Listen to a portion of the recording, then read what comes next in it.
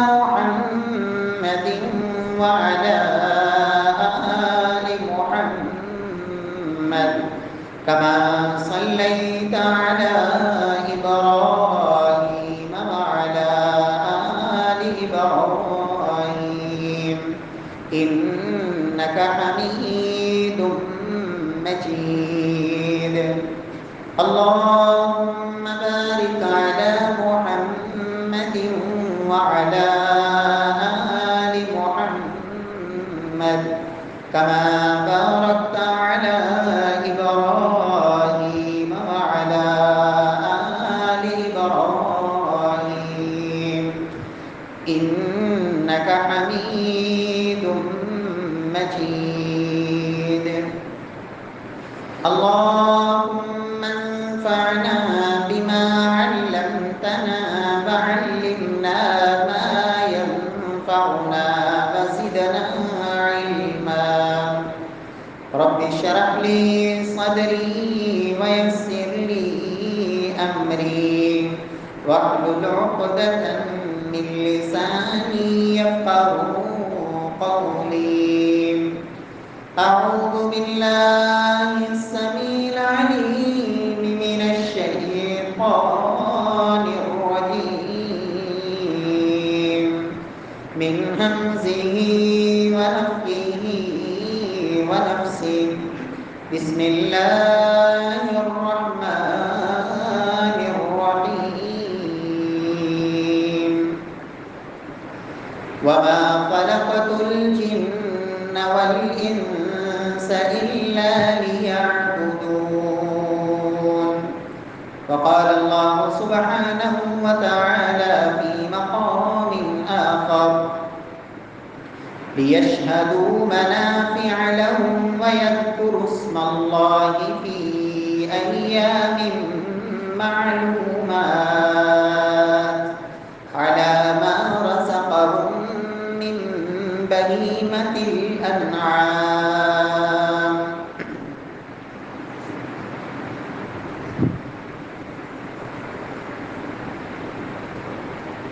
معزز سامعین کرام، محترم بھائیوں، بزرگوں، دوستوں، معززات، ماؤں اور بیٹوں، اللہ سبحانہ و تعالی نے اس کائنات کو بنایا اور کائنات میں رب العالمین نے مختلف چیزوں میں درجہ بندی رکھی. کسی کو رب العالمین نے حاکم بنایا اور کوئی اس حاکم کی رعایا شمار کیا گیا. کسی کو رب العالمین نے اعلیٰ مال و زر کے اعتبار سے بنایا اور کسی کو رب العالمین نے اپنے اس فضل سے خالق کائنات نے اس میں کمی رکھی. رب العالمین نے سب انسانوں کو برابر نہیں بنایا اس اعتبار سے کہ سب درجات میں بالکل دنیاوی اعتبار سے برابر ہوں. اگر سب کے سب برابر ہوتے تو یہ دنیا کا نظام نہ چلتا. کسی کو رب العالمین نے کمزور بنایا، کوئی طاقتور ہے، کوئی آرڈر چلانے والا، کوئی آرڈر کو سننے والا. لیکن یاد رکھیں کہ ایک افضلیت ہوتی ہے جو اللہ کے ہاں ہوتی ہے کہ رب العالمین کسی کو انسانوں میں سے چن کے نبی بنا دیتے ہیں، اور یہ درجہ انبیاء کرام کا تمام انسانوں میں سب سے اعلیٰ اور عرفہ درجہ ہوا کرتا ہے. پھر تمام انبیاء کرام کو رب العالمین نے بنایا تو ان میں بھی بعض انبیاء کرام کو رب العالمین نے وہ فضیلت اور شرف بخشا جو دیگر انبیاء کرام کے حصے میں نہیں آیا. اولو العزم پیغمبر اور ان 5 اولو العزم پیغمبروں میں جناب محمد مصطفیٰ صلی اللہ علیہ وسلم کو رب العالمین نے جو شان اور بلندی عطا فرمائی وہ کسی نبی کو نصیب نہیں ہوئی. رب العالمین کے فرشتوں میں جناب جبریل امین علیہ السلام، انہیں رب العالمین نے جو شرف بخشا، تمام فرشتوں میں سے کسی فرشتے کے حصے میں وہ شرف اور عظمت نہیں آئی۔ پیارے بھائیوں، خالق ارض و سما نے شہر بنائے، لیکن جو شرف اور جو مقام رب العالمین نے مکہ مکرمہ کو عطا فرمایا، جو عظمت مدینہ طیبہ کو رب العالمین نے نصیب فرمائی، روئے زمین پہ کسی خطے کے حصے میں وہ سعادت نہیں آئی۔ دنوں کی باری آئی، رب العالمین نے سال میں 12 مہینے رکھے، اور ان 12 مہینوں میں سے 4 مہینوں کو رب العالمین نے حرمت والے مہینے قرار دیا، اور ان حرمت والوں مہینوں میں سے پھر رب العالمین نے دنوں میں سے بعض دنوں کو دوسرے دنوں پہ فوقیت عطا فرمائی،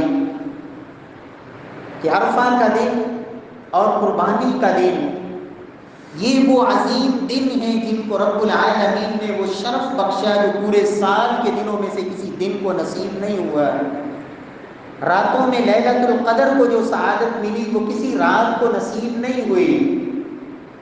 2 عشرے سلف کے اندر بہت معروف تھے، اور ان 2 عشروں کے اندر سلف صالحین کی زندگی کے معمولات بدل جایا کرتے تھے۔ عام روٹین کی زندگی سے وہ نکل آتے تھے، اس لیے کہ وہ سمجھتے تھے کہ یہ دن ہماری زندگی کا وہ مقصد جس کے لیے اللہ نے ہمیں پیدا کیا ہے، وَمَا خَلَقْتُ الْجِنَّ وَالْإِنسَ إِلَّا لِيَعْبُدُونَ۔ لوگوں، رب العالمین نے تمہیں عبادت کے لیے پیدا کیا ہے، ایک اللہ وحدہ لا شریک کی عبادت کرو۔ یہ دنیا کی زندگی جو چند روزہ زندگی ہے، جو دار امتحان ہے، اس امتحانی سینٹر میں وہ کام کرو جو تمہیں اللہ کو تمہارے اوپر راضی کرنے والے ہوں، اور ان دنوں کی تیاری کے لیے، اس آخرت کے دن کی تیاری کے لیے بہترین سیزن میرے پیارے بھائیوں رمضان المبارک کا آخری عشرہ، اور یہ 10 دن جن میں سے آج پہلا دن ہے۔ عام لوگوں سے آپ سوال کریں کہ اگر کوئی شخص رمضان کے اندر 2 نفل پڑھ لے اور ان دنوں میں 2 نفل پڑھ لے، اجر کس کا زیادہ ہوگا؟ ایک عام انسان یہی کہے گا کہ رمضان میں 2 نفل پڑھنے والے کا اجر زیادہ ہے، لیکن صاحب علم والے، قرآن و سنت کی سمجھ اور فہم رکھنے والے جانتے ہیں کہ 2 نفل جو رمضان میں پڑھے گئے ہوں اور وہ 2 نفل جو ان دنوں میں پڑھے گئے ہوں، اللہ کے ہاں جو اجر، جو ثواب، جو عظمت ان دنوں میں پڑھے گئے نوافل کی ہے، وہ رمضان کے آخری عشرے میں پڑھے گئے نوافل کی بھی نہیں ہے۔ میرے پیارے بھائیوں، یہ عشرہ جو ہم شروع کر چکے ہیں، آج پہلا دن ہے ذی الحجہ کا پہلا عشرہ، رب العالمین نے اس کی عظمت کو قرآن حکیم میں بھی مختلف انداز میں بیان فرمایا، اور زبان نبوت سے جناب محمد مصطفیٰ صلی اللہ علیہ وسلم نے شوق بڑھانے کے لیے، ایک دل میں نیکی کا جذبہ ابھارنے کے لیے، ان دنوں کے لمحات کی قدر جاننے کے لیے محبوب کبریا نے مختلف الفاظ استعمال فرمائے۔ قرآن حکیم میں خالق ارض و سما نے ان دنوں کی قسم اٹھائی مجھے اور آپ کو یہ بتانے کے لیے کہ انسانوں، تمہارے لیے اللہ کی ذات کے علاوہ، اس کی صفات کے علاوہ مخلوق میں سے کسی کی قسم اٹھانا یہ جائز نہیں، لیکن یہ میرے اللہ کی شان ہے، جس کی چاہے قسم اٹھائے، لیکن جس چیز کی میرا اللہ قسم اٹھا دے وہ چیز معمولی نہیں ہوا کرتی۔ والفجر وليال عشر والشفع والوتر۔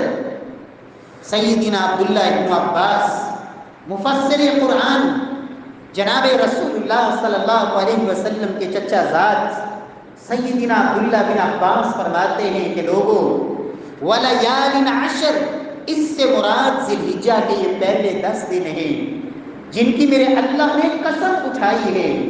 میرے پیارے بھائیوں، قرآن مجید میں واحد عبادت جس کے لیے اللہ نے مجھ سے اور آپ سے کثرت کا مطالبہ کیا ہے، فرمایا لوگوں وہ عبادت کثرت سے کرو، اور وہ اللہ کا ذکر ہے۔ یاد رکھیں رب العالمین کا ذکر ہر لمحے ہر وقت ایک بندہ مومن اس کی زبان ہر وقت اللہ کے ذکر سے تر رہنی چاہیے۔ لیکن آپ اندازہ لگائیں ان دنوں کی شان اور عظمت کا کہ جن کو رب العالمین نے کہا لوگوں یہ میری یاد کے دن ہیں، وَيَذْكُرُ اسْمَ اللَّهِ فِي أَيَّامٍ مَعْلُومَاتٍ، اللہ کا ذکر کرنے والے اہل ایمان معلوم دنوں میں، رمضان کا مہینہ وہ تو پورا مہینہ ہے، اور یہ معلوم دن صرف 10 دن، فرمایا وہ اللہ کا ذکر کرتے ہیں 10 دنوں کے اندر، معلوم دنوں کے اندر۔ مفسرین نے، صحابہ اور تابعین نے اس کی تفسیر بھی اسی اشرے سے کی کہ لوگوں وہ دن جن کو رب نے اپنے ذکر کے دن قرار دیا ہے وہ یہی پہلے 10 دن ہیں۔ وہ لوگ جو اللہ کے گھر کی زیارت کے لیے وہاں پہنچے ہوئے حدود حرم میں، وہ وہاں لمحہ بلمحہ اللہ کا نام بلند کرتے ہیں، لبیک اللہم لبیک کے ساتھ، تکبیرات کے ساتھ، اور فرمایا دنیا کے کونے کونے میں جہاں بھی اہل ایمان موجود ہیں، یہ دن ایمان والوں یہ تمہارے رب کی یاد کے دن ہیں۔ پیارے بھائیوں، جناب موسیٰ علیہ السلام کو رب العالمین نے اپنی ملاقات کا شرف بخشا۔ رب العالمین نے موسیٰ علیہ السلام سے کلام فرمائی۔ موسیٰ علیہ السلام کو طور پہاڑ پہ رب العالمین نے 40 دن کے لیے بلایا۔ مفسرین لکھتے ہیں کہ وہ 40 دن میں جو آخری 10 دن تھے وہ یہی ذی الحجہ کے پہلے 10 دن جناب موسیٰ علیہ السلام کے رب سے ملاقات کے یہی 10 دن تھے، ان 40 دنوں میں آخری دن۔ اور یاد رکھیں وہ دین جس کی وہ شریعت جناب آدم علیہ السلام سے لے کے جناب نوح اور 1,24,000 کم و بیش انبیاء کرام جس دین کی دعوت دیتے رہے، انسانیت کو رب کا پیغام پہنچاتے رہے، اس دین کی تکمیل کے لیے بھی رب العالمین نے اگر انتخاب فرمایا تو کسی اشرے کا، انہی 10 دنوں میں وہ ایک دن جس میں رب العالمین نے دین کو مکمل کر دیا۔ یہودی کہتے ہیں امیر المؤمنین عمر فاروق رضی اللہ تعالی عنہ کو کہ تمہارے قرآن میں ایک آیت ایسی ہے اگر ہم یہودیوں پہ اترتی ہم عید کا دن بنا لیتے۔ فرمایا کون سی آیت؟ کہا الیوم اکملت لکم دینکم واتممت علیکم نعمتی ورضیت لکم الاسلام دینا۔ عمر فرماتے ہیں ہمیں اس دن کا بھی پتہ ہے، اس جگہ کا بھی علم ہے، محمد مصطفیٰ کس کیفیت میں تھے، کس مقام پہ تھے، ہمیں علم ہے کہ عشرہ ذی الحجہ میں عرفات کا دن تھا، 9 ذی الحجہ، 9 تاریخ ذی الحجہ کے اس مہینے کی، اور محمد مصطفیٰ صلی اللہ علیہ وسلم عرفات کے میدان پہ تھے جب رب العالمین نے دین کو مکمل فرمایا۔ میرے پیارے بھائیوں، ان دنوں میں ایک دن وہ بھی ہے کہ جس میں مسلمان جناب خلیل اللہ کی یاد کو تازہ کرتے ہیں۔ اللہ کے نبیوں میں صرف 2 نبی جن کو رب العالمین نے یہ شرف بخشا، اللہ کے خلیل ہونے کا اعزاز ملا۔ اور یاد رکھیں کہ محبت کے درجوں میں سب سے اعلیٰ درجہ الخلہ کا درجہ ہے، اور یہ محبت کا درجہ رب العالمین کے حوالے سے اگر کسی کو نصیب ہوا جناب ابراہیم علیہ السلام اور جناب محمد مصطفیٰ صلی اللہ علیہ وسلم۔ صحیح بخاری کی روایت ہے، اللہ کے رسول فرماتے ہیں لو كنت متخذا خلیلا لاتخذت ابا بکر ولكن صاحبكم خلیل الرحمن۔ فرمایا اگر دنیا میں نے کسی کو خلیل بنانا ہوتا تو ابو بکر کو اپنا خلیل بناتا، لیکن میں تو اللہ رب العزت کا خلیل ہوں، مجھے اللہ رب العزت نے اپنا خلیل بنایا۔ میرے پیارے بھائیوں، یہ دن ان میں ایک دن وہ ہے کہ جناب ابراہیم علیہ السلام نے جب تاریخ انسانیت کا وہ کارنامہ سر انجام دیا کہ جس کی مثال تاریخ انسانیت میں نہ پہلے ملتی تھی نہ قیامت تک آئے گی، کہ خود اپنے ہاتھ سے اپنے رب کا حکم پورا کر رہے ہیں اور اپنے جگر کے ٹکڑے لخت جگر اکلوتے بیٹے کو اللہ کا حکم سمجھ کر رب العالمین کی رضا کے لیے ذبح کر رہے ہیں۔ اور یہ دن بھی انہی دنوں میں موجود ہے جب جناب ابراہیم علیہ السلام نے یہ عمل کیا، اور رب العالمین نے قیامت تک کے لیے مسلمانوں کے لیے بھی اس سنت کو رب العالمین نے اس سنت کو جاری فرما دیا۔ رب العالمین ہم سب کو توفیق نصیب فرمائے۔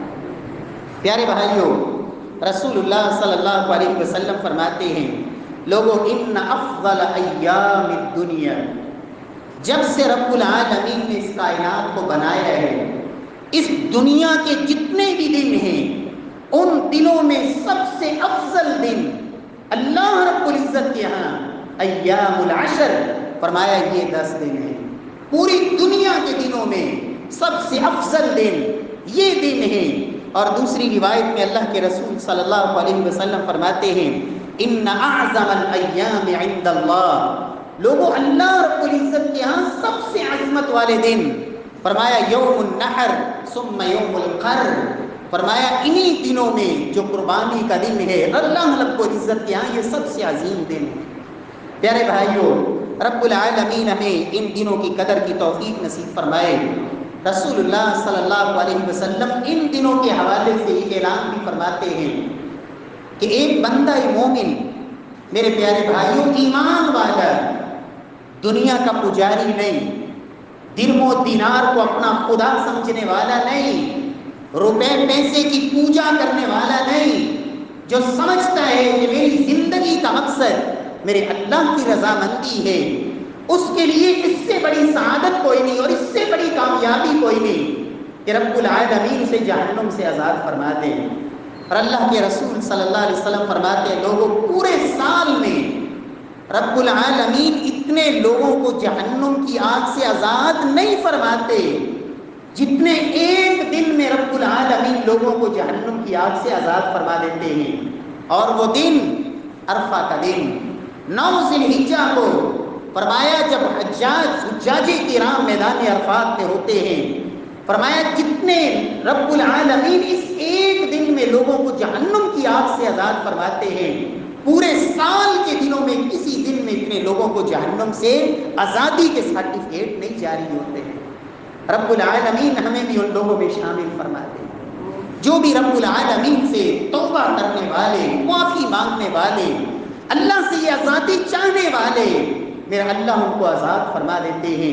پیارے بھائیوں، ان ایام میں سے ایک ایک لمحہ اللہ کے رسول صلی اللہ علیہ وسلم نے جب یہ اعلان فرمایا، ما من ایام العمل الصالح فیہن احب الی اللہ من هذه الایام العشر، کہ میرے صحابہ پورے سال کے کسی بھی دن میں کیا گیا کوئی بھی نیک عمل ان دنوں میں کیے گئے نیک عمل سے افضل نہیں ہو سکتا۔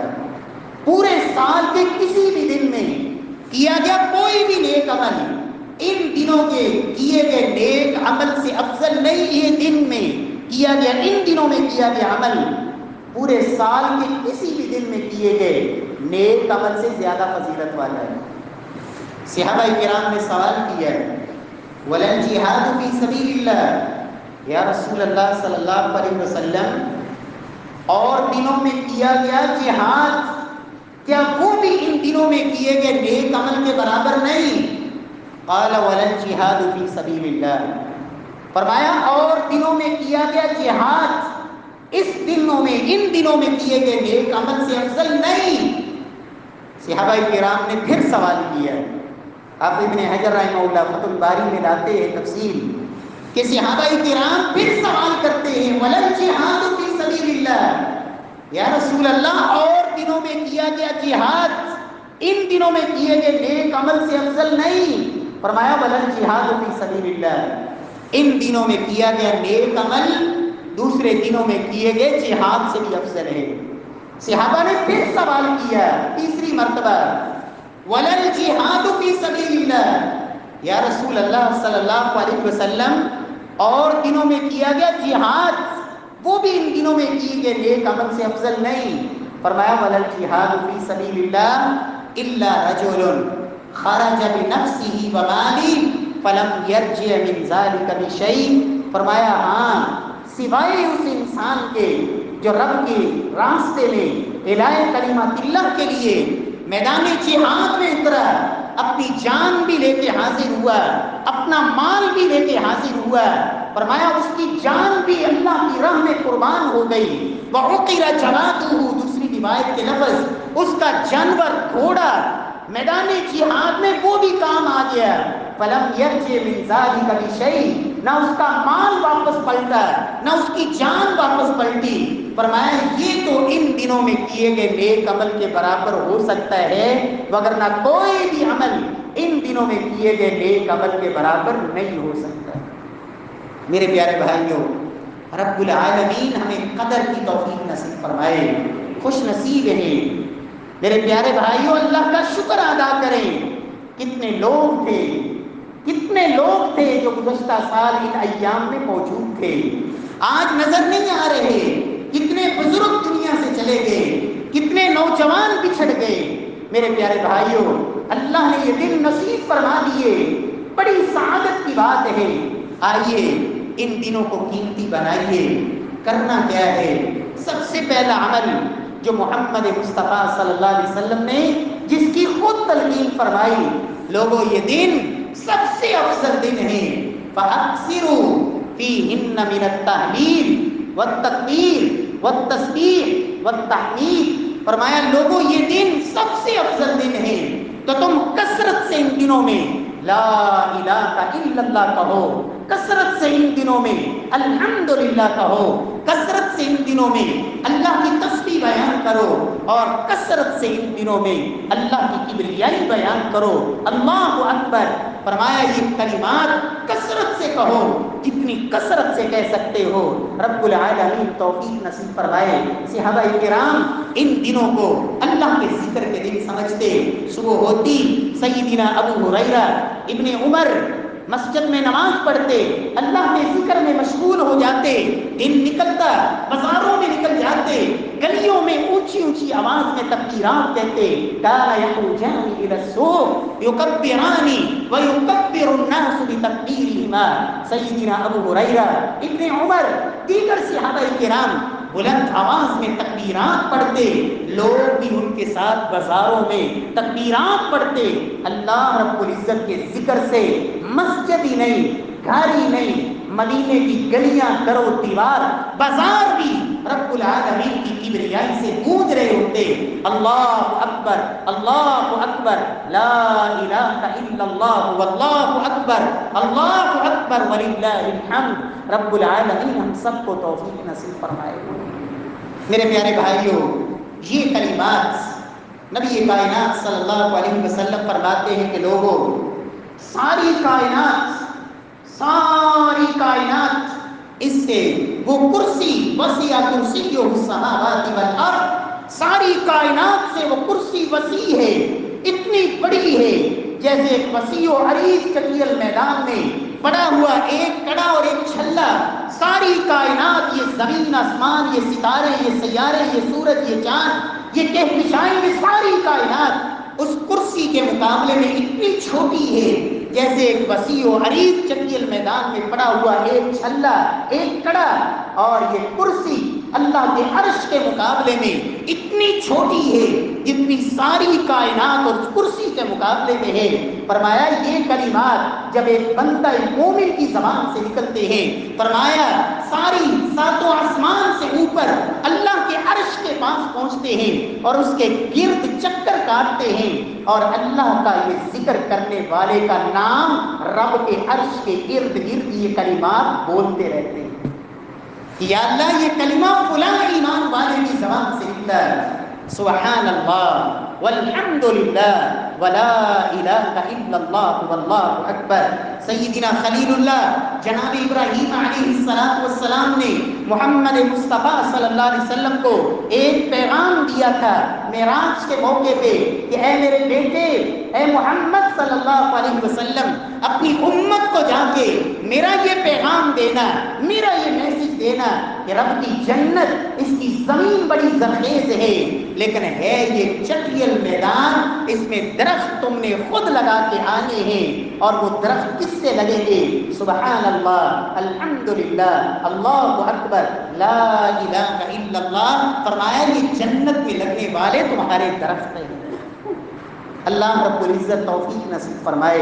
میرے پیارے بھائیوں، ان کلمات کی عظمت کو اگر بیان کیا جائے، ایک لمبی چوڑی وقت چاہیے، اتنے یہ فضیلت والے کلمات۔ اللہ کے رسول کی ایک حدیث میں یہ لفظ بھی ہیں کہ جتنے بھی کلمات آج تک انسانوں نے بولے، فرشتوں نے بولے، جنات نے بولے، کسی بھی انسان نے بولے یا کسی حیوان نے کوئی کلمہ کہا، تمام روئے زمین پہ بولے جانے والی کلمات میں سے اللہ نے 4 کلموں کو چن لیا، اور وہ 4 کلمے کون سے ہیں؟ سبحان اللہ، الحمدللہ، اللہ اکبر، اور لا الہ الا اللہ۔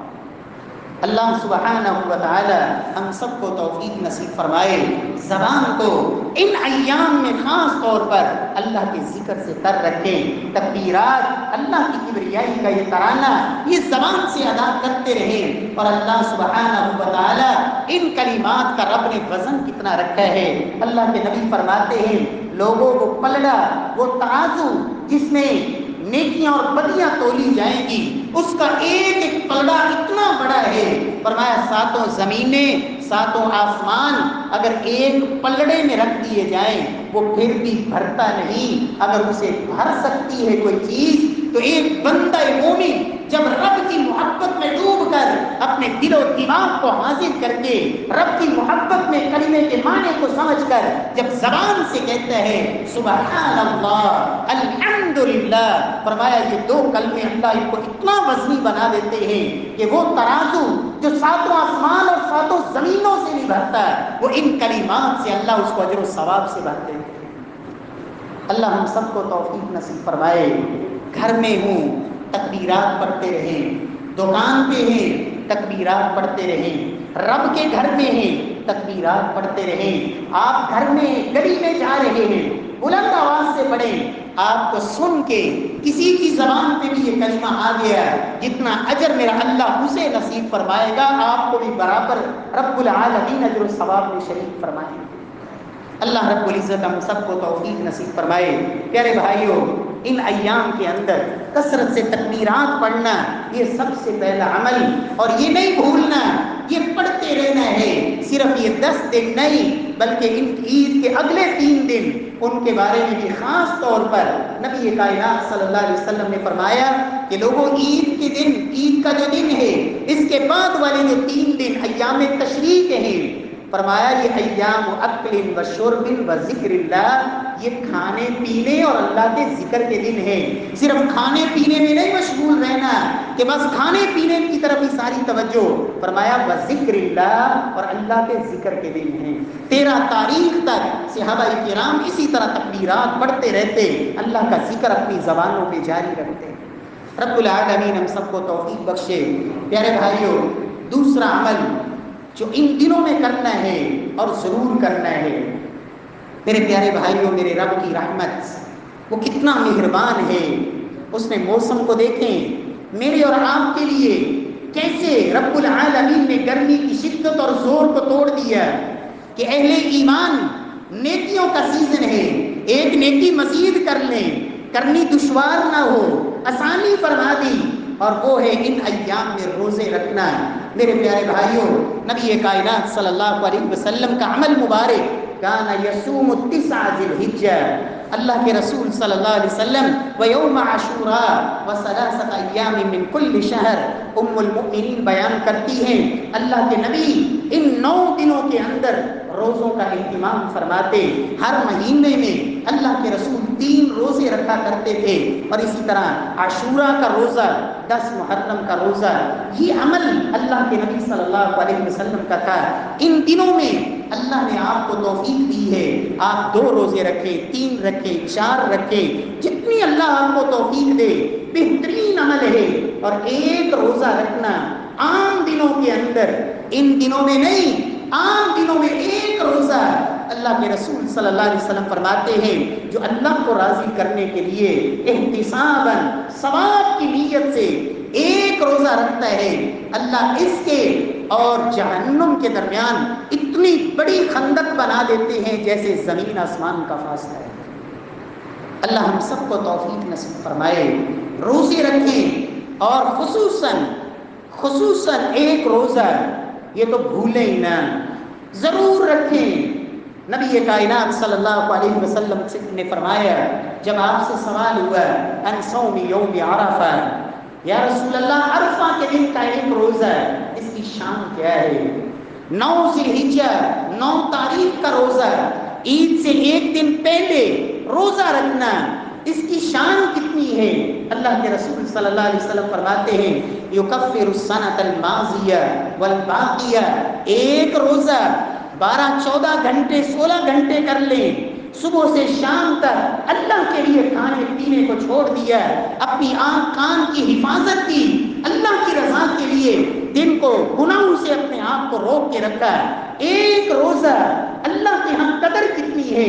فرمایا اگر پورا سال جتنے بھی تمہارے گناہ تھے گزشتہ سال کے اور آئندہ سال کے، ایک روزے سے رب العالمین 2 سال کے اللہ گناہ معاف فرما دیں۔ صحیح مسلم کی روایت، صحیح ترین حدیث، رب العالمین ہم سب کو توفیق بخشے۔ 9 تاریخ کو آپ ضرور روزہ رکھیں، اللہ آپ سب کو ہمت دے، لوگوں تک یہ پیغام پہنچائیں، گھر میں اہتمام کروائیں۔ اور صحابہ کرام کا مزاج تھا، چھوٹے بچوں کو صحابہ کرام چھوٹی عمر میں روزے رکھواتے تاکہ مزاج بن جائے۔ باب صوم الصبیان، باب حج الصبیان، باب وضوء الصبیان، محدثین نے مختلف احادیث کی کتب میں عناوین قائم کیے، بچوں کی عبادت کا تذکرہ، ایک تربیت ہے ماں باپ کی طرف سے، رب العالمین ہم سب کو توفیق بخشے۔ پیارے بھائیوں، جب یہ نیکیوں کا سیزن ہے، جب یہ نیکیوں کا موسم بہار ہے، تو رمضان میں تو ایک مزاج بنا ہوتا ہے، رات کو بھی قرآن کی تلاوت ایک معمول روٹین چل رہی ہوتی ہے، دن میں بھی پڑھا جاتا ہے۔ میرے پیارے بھائیوں، رب کعبہ کی قسم یہ دن زمان نبوت میں یہ فرمایا تھا لوگوں پورے سال کے دنوں میں افضل دن ہے، تو میرا اور آپ کے لیے اس سے بڑی سعادت کیا ہو سکتی ہے کہ اللہ ہمیں ان دنوں میں کم از کم ایک دفعہ قرآن مجید مکمل کرنے کی اللہ توفیق نصیب فرما دے۔ قرآن مجید کی تلاوت کثرت سے تلاوت کریں، اور اس کے لیے آپ زیادہ کوئی لمبا چوڑا نہیں، جو ہی اذان ہو آپ اللہ کے گھر میں آ جائیں، وضو کر کے 2 رکعت پڑھ کے تلاوت میں بیٹھ جائیں۔ اگر نماز سے پہلے آپ کو کوئی 10-15 منٹ 10-12 منٹ مل جاتے ہیں 5 نمازوں میں، آپ بڑے آرام سے 2 پارے 2.5 پارے تک آرام سے پڑھ سکتے ہیں۔ صبح اور شام میں کچھ وقت نکالیں۔ میرے پیارے بھائی، کوشش کریں کہ 9 دنوں کے اندر تاکہ 10واں دن جو عید کا دن ہے، مصروفیت بھی ہو سکتی ہے، آپ ایک ٹارگٹ بنائیں، ایک سوچ بنائیں۔ انسان جب اپنے لیے ایک منزل کا تعین کر لیتا ہے پھر کوشش کرے، رب العالمین راستے بنا دیتے ہیں۔ ان الذین یتلون کتاب اللہ واقاموا الصلاۃ وانفقوا مما رزقناہم سرا وعلانیہ یرجون تجارۃ لن تبور۔ لوگوں، یہ قرآن کی تلاوت میرے اللہ کے ساتھ ایسی تجارت ہے جس میں نفع ہی نفع ہے، گھاٹا ہے ہی نہیں۔ رب العالمین توفیق بخشے۔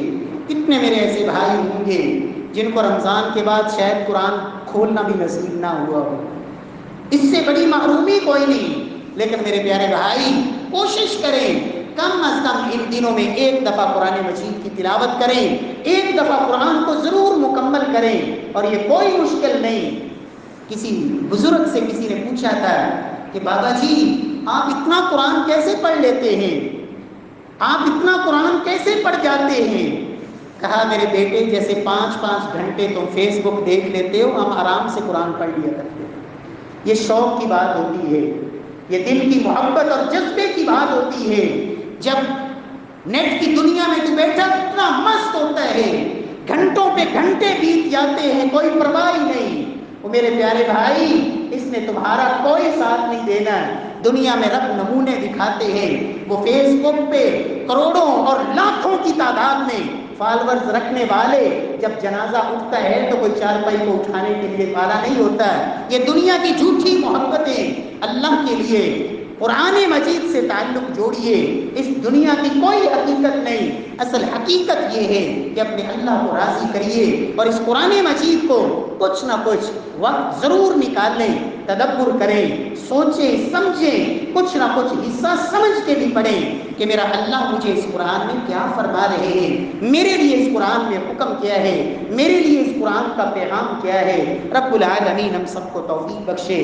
پیارے بھائیوں, چوتھا عمل, اللہ کے گھر میں نماز فجر کے لیے آپ تشریف لائے, نماز پڑھیں 5 جماعت اور اللہ کے گھر میں بیٹھ کے کچھ دیر ذکر میں, تلاوت میں گزاریں. سورج نکلے آرام سے اٹھیں اور 2 رکعت پڑھ لیں. اس کے بعد اپنے سارا دن معمولات آپ جاری رکھیں, لیکن یہ 2 رکعت نفل میرے اللہ کو اتنے پیارے ہیں. ایک وہ خوش نصیب ہے جو پیسے لگا کے, اپنا وقت لگا کے, اور سعادت کی بات ہے کہ اللہ نے اسے اپنے گھر کی زیارت کے لیے بلایا, وہ حج عمرے کا اجر پائے گا. لیکن تیرے لیے رب نے یہ موقع رکھا ہے, نماز فجر پڑھیں, اللہ کے ذکر میں, تلاوت میں مصروف رہیں. سورج نکلنے کے بعد 2 رکعت پڑھ کے گھر چلے جائیں. اللہ کے نبی فرماتے ہیں رب العالمین مکمل مکمل مکمل اللہ حج اور عمرے کا ثواب نصیب فرماتے ہیں. یہ تو عام دنوں میں ہے, اور جو ان دنوں میں یہ عمل کرے, میرے پیارے بھائیوں, فرمایا پورے سال کے کسی بھی دن میں کیے گئے عمل سے ان دنوں میں کیا گیا عمل زیادہ فضیلت والا ہے. اللہ ہمیں توفیق نصیب فرمائے. سورج تھوڑا بلند ہو, اللہ آپ کو ہمت دے دے, 4 رکعت پڑھ لیں.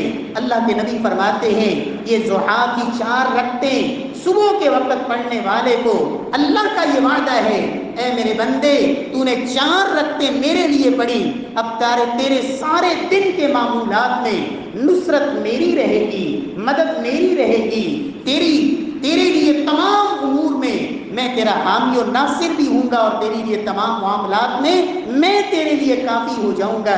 دن کے اول حصے میں میرے لیے 4 رکعت پڑھ لیا کر. اور اگر زور سے پہلے 4 رکعتوں کی اللہ نے توفیق دے دی, اللہ کے رسول فرماتے لوگوں یہ وقت وہ ہے جب اللہ آسمان کے دروازے کھول دیتے ہیں. فرمایا جو زور سے پہلے 4 رکعتیں پڑھے, زور کے بعد 4 رکعتیں پڑھے, رب العالمین کے ہاں اس انسان کو اللہ جہنم کی آگ پہ حرام کر دیتے ہیں. عصر سے پہلے 4 رکعتیں پڑھنے والا محمد مصطفیٰ کی زبان نبوت سے ایسے انسان کے لیے اللہ سے رحمت کی دعائیں ہیں. اللہ اس انسان کے اوپر اپنی رحمتوں کا نزول فرمائے جو عصر سے پہلے 4 رکعتیں پڑھتا ہے. میرے پیارے بھائیوں, کچھ نہ کچھ وقت ان ایام میں خصوصاً ضرور نکال لیں, اپنے معمولات کے اندر کچھ عبادات کا ضرور اضافہ کریں کہ رب العالمین نے اتنے عظیم دن نصیب فرمائے ہیں, یہ عام دنوں کی طرح نہ گزر جائیں.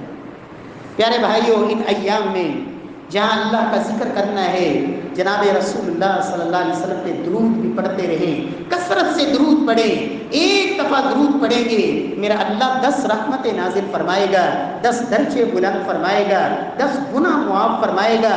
یہ کم از کم ہے. پھر تیرا شوق, تیری محبت, تیرا جذبہ, تیری لگن, تیری سچی تڑپ رب العالمین اس میں کتنا اضافہ فرماتے ہیں. الہ اضعاف کثیرہ, اللہ اتنا اضافہ فرما دیتے ہیں کہ دنیا کا کوئی عدد وہ گن ہی نہیں سکتا. اللہ ہم سب کو توفیق نصیب فرمائے. پیارے بھائیوں, جیسے باقی دنوں میں کیا گیا کوئی بھی نیک عمل ان دنوں میں کیے گئے نیک عمل کے برابر نہیں, اسی طرح ان دنوں میں آپ اللہ سے دعائیں مانگیں. ان دنوں میں کی گئی دعا پورے سال کے کسی بھی دن میں کی گئی دعا جیسی نہیں ہوگی. الدعاء هو العبادہ. تجھے ضرورت نہیں, اپنی اولاد کے لیے مانگ لے, اپنے بوڑھے ماں باپ کے لیے مانگ, اس ماں باپ کے لیے مانگ جو قبروں میں چلے گئے, ان اساتذہ کے لیے, ان اپنے عزیز و اقارب رشتہ داروں کے لیے جو دنیا سے چلے گئے, جو زندہ ہیں, بیمار ہیں, پریشان ہیں, ان کے لیے رب سے مانگیں. امت مسلمہ کے لیے مانگیں, اہل پاکستان کے لیے مانگیں, دنیا کے جس کونے میں بھی مسلمان پریشان ہیں میرے رب کے سامنے ہاتھ تو پھیلا. یہ دعا بہترین عبادت ہے جس کو اللہ توفیق دے دیتے ہیں. دعا کرنے کی توفیق کا مطلب یہ ہوتا ہے کہ تیری دعا قبول ہو گئی. دعا کی توفیق مل گئی, سمجھ قبول ہو گئی. اس لیے کہ اللہ کے رسول نے فرما دیا جب تم دعا کرتے ہو یا تو اللہ تعالیٰ وہی دے دیتے ہیں جو تم نے مانگا، اگر وہ نہ ملا تو کوئی بہت بڑی آزمائش، آفت، مصیبت، پریشانی، غم، صدمہ اللہ اس دعا کے نتیجے میں وہ ٹال دیتے ہیں۔ وہ نہیں ملا جو تو نے مانگا، لیکن جو تیرے رب کے ہاں تیرے لیے بہتر تھا اللہ نے وہ تجھے عطا کر دیا، وہ آفت مصیبت تجھ سے ٹال دی اس دعا کے نتیجے میں۔ اور تیسری صورت یہ ہے کہ قیامت والے دن جب اللہ اجر کی صورت میں نیکیوں کے پہاڑ نصیب فرمائیں گے، اس وقت انسان کہے گا کاش دنیا میں کوئی دعا قبول ہی نہ ہوئی ہو۔ مانگے رب العالمین سے، دعائیں مانگیں، یہ ایام اللہ سے مانگنے کے دن ہیں۔ اور اسی طرح میرے پیارے بھائیوں، اگر اللہ نے مال دیا ہے خرچ کریں۔ عام دنوں میں کیا گیا کوئی بھی نیک عمل ان دنوں میں کیے گئے نیک عمل کے برابر نہیں۔ رمضان میں کیا گیا صدقہ خیرات ان دنوں میں کیے گئے صدقہ خیرات کے برابر نہیں۔ رمضان کے آخری عشرے میں، آخری جمعے میں جو بھی آپ نے خرچ کیا، ان دنوں میں کیا گیا خرچ ان دنوں کے عمل سے بڑھ کر ہے۔ اور اللہ کے رسول صلی اللہ علیہ وسلم کے خرچ کا ایک انداز یہ بھی تھا، جن کو رب نے وسعت دی ہے، طاقت دی ہے، کبھی اس سنت کو بھی زندہ کریں۔ محمد مصطفیٰ ان دنوں میں آپ کے خرچ کرنے کا انداز کیا ہے کہ آپ صلی اللہ علیہ وسلم نے قربانیاں خریدی، بکریاں، بکرے، بھیڑیں اور دمبے آئے، اور آپ صلی اللہ علیہ وسلم نے کہا میرے صحابہ جو تم میں تنگ دست ہے، جو تم میں ضرورت مند ہے، جو تم میں فقیر ہے، خود اپنی قربانی نہیں خرید سکتا، میں محمد مصطفیٰ کی طرف سے یہ گفٹ لے، یہ تحفے لے اور رب کی راہ میں یہ قربانیاں ذبح کریں۔ صدقے کا ایک انداز یہ بھی ہے کہ اللہ نے تجھے طاقت دی ہے، رب نے تجھے کروڑ پتی بنایا ہے، صرف ایک قربانی پہ اکتفا نہ کر، اگر واقعہ ہی اللہ کو راضی کرنا ہے تو پھر سنت کو زندہ کرنے کا ایک یہ انداز بھی ہے۔ قربانی کا جانور خرید، اپنے ہمسایوں میں، رشتہ داروں میں، ضرورت مندوں میں کسی کا دروازہ کھٹکھٹا کے اس کے بچوں کے ہاتھ میں قربانی کے جانور کی لگام تھما کے کہ اللہ کے لیے تم اپنے گھر میں اسے ذبح کرنا، رب مجھے اجر دے گا۔ صدقے کا ایک انداز اور مسلمانوں کی خیر خواہی کا ایک انداز جناب رسول اللہ صلی اللہ علیہ وسلم نے یہ بھی سکھایا ہے۔ اللہ رب العزت ہم سب کو توفیق بخشے، رب العالمین اس عشرے میں ہمیں زیادہ سے زیادہ نیک اعمال کی توفیق بخشے، اور خصوصاً 10 تاریخ کو کیا جانے والا قربانی والا عمل اس کے لیے ضرور کوشش کریں۔ اور اللہ کے رسول کی ایک حدیث یاد رکھیں، فرمایا جس کو اللہ نے طاقت دی ہے اور وہ قربانی نہیں کرتا، اسے محمد مصطفیٰ کی عیدگاہ میں آنے کی اجازت نہیں ہے۔ اللہ ہم سب کو توفیق بخشے۔ وَأَقُولُ قَوْلِي هَذَا وَآخِرُ دَعْوَانَا أَنِ الْحَمْدُ لِلَّهِ۔